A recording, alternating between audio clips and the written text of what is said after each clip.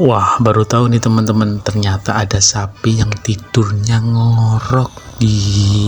Kukira tidurnya sapi biasa itu dia ngorok kayak gitu. Kira-kira dari teman-teman di sini ada yang sudah tahu belum sapi tidurnya ngorok kayak gini?